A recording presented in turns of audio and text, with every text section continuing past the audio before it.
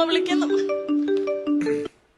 Hello ഹേമേ ചേച്ചി, 1 മാസമായി ഞാൻ തുണി വണ്ണം കുറയ്ക്കാൻ തന്നിട്ട് എന്ത് ചെയ്ത്? എന്നും കാലത്ത് ഞാൻ സ്റ്റേഡിയത്തിൽ ഓടാൻ വിടുപടി. വണ്ണം കുറയട്ടെ, ഞാൻ അങ്ങ് തരാം. ഈയടി തമാശ പറയല്ലേ, എനിക്ക് മാറിയിടാൻ വേറെ തുണിയില്ല. മാറിയിടാൻ തുണിയില്ലെങ്കിൽ നീ മറിഞ്ഞിരിക്കും.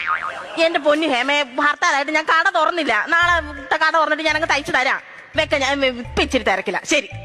ഓ, ഈ വന്ന കാലത്ത് ആരാന്നേ തുണിയൊക്കെ തയ്ച്ചിട്ടിടുന്നത്? എല്ലാരും അങ്ങ് റെഡിമെയ്ഡാ. പക്ഷെ റെഡിമെയ്ഡ് മേടിച്ചാൽ നമ്മുടെ അറബി കൊണ്ടുവരും. കൈയുടെ നീളം ഒന്ന് കുറയ്ക്കണേ, കാലിന്റെ നീളം വെച്ചിട്ട് ഒന്ന് കൂട്ടണേ, ഷേപ്പ് ഒന്ന് അടിക്കണേ. എല്ലാം ചെയ്ത് കഴിഞ്ഞിട്ട് പൈസ ചോദിക്കുമ്പോ ഓരോ നിന്റെ മുഖത്തിന്റെ ഷേപ്പ് ഒന്ന് കാണണം. സുമേച്ചി, നിങ്ങൾ എന്താ പരിപാടിയായി കാണിച്ചേ? നീ കണ്ടില്ലായിരുന്നോടാ? ഒന്നുകൂടെ കാണിക്കാം. ഹലോ കലാമണ്ഡലം തയ്യൽക്കാരി, നിങ്ങളുടെ പുളിച്ച രസം കാണിക്കാനല്ല പറഞ്ഞത്. നിങ്ങൾ എന്താ ഇന്ന് തയ്യൽക്കട തുറങ്ങാഞ്ഞത്?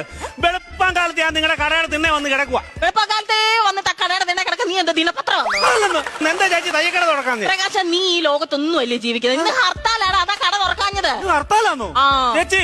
എന്തിന്റെ ഹർത്താലാ ഇത്? എന്തിന്റെ ഹർത്താൽ? അല്ല, എന്തിന്റെ ഹർത്താലാണെന്ന്? അതായത് നമ്മുടെ നാട്ടിൽ ഇപ്പൊ ഒരു കിടുക്ക ഹർത്താൽ നടത്തിയിട്ട് എത്ര നാളായി? അതിന് വേണ്ടിയിട്ടുള്ള ഹർത്താലാ ഇത്. അത് നന്നായി. എന്തോ ഞാൻ കാരണം